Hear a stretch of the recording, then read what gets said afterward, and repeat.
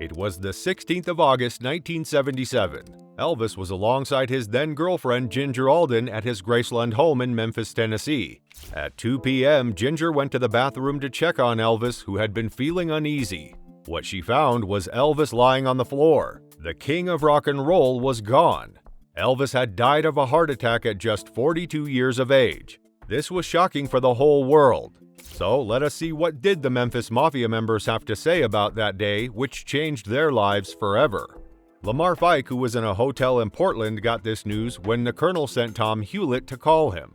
The colonel told him about Elvis and asked him to go back to Memphis. In Lamar's words, the news hit him like a sledgehammer. Lamar even went on to blame Elvis's manager, Colonel Tom Parker. And I woke up and it was Tom Hewlett knocking on my door. He said, "Colonel wants to see you." And I said, "What about?" I said, "Tom, for Christ's sake, I'm worn out. I'm going to sleep. I'm going to bed. Come back in about a couple of hours. Let me get a couple of hours." He said, "Lamar, you need to come right now." "The Colonel see you right now." I said, "What's going on, Tom?" And Tom wouldn't say anything. So I followed Tom around the circle into Colonel's room. And Colonel was on the phone to Joe. So he hung up the phone, and I was leaning on the television set. It was on a stand. And he walked up within probably 8 inches of my face, 10 inches. And he said, "You got to go back to Memphis. You got to meet with Vernon. Elvis is dead." Lamar believes that Tom Parker is very much responsible for Elvis's death and says that Tom Parker let Elvis die out of apathy. He entered the U.S. illegally as well, which also had negative impacts on their lives. Sonny West on the 16th of August was outside of California doing an interview with Bob Green, a person connected to a Chicago newspaper. They were in fact discussing about Elvis's deteriorating health only. Sonny had an inner feeling that Elvis was immortal because he had survived every time death came near him, but it was not the case this time.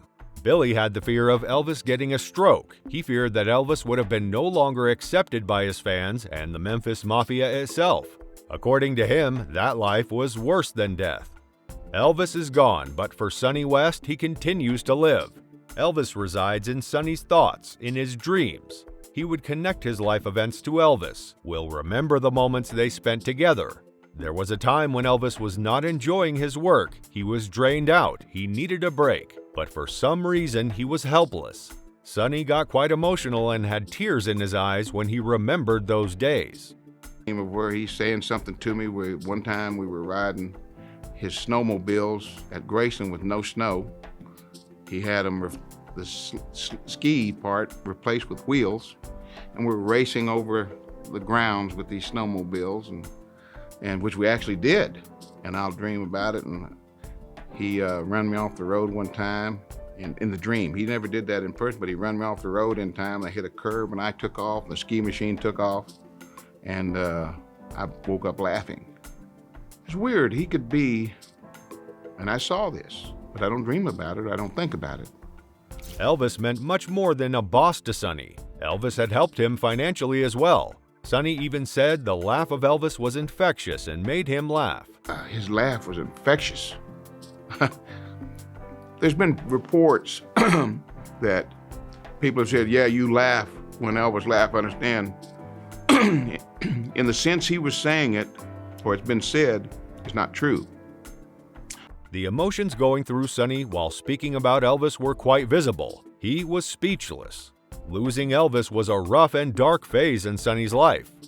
Elvis had a lot of health problems, which included high BP, a lung disease, damaged liver, and a shockingly enlarged colon. Moreover, he was addicted to the prescribed drugs. All this cumulatively led to his death. Though the reason of his death has been revealed as a heart attack, it is still not considered accurate, and there is a huge mystery involving the actual reason. Now, Elvis's father, Vernon Presley, for some reason had decided to hide Elvis's autopsy report. The world deserves to know what exactly happened in that bathroom to Elvis on the 16th of August, 1977.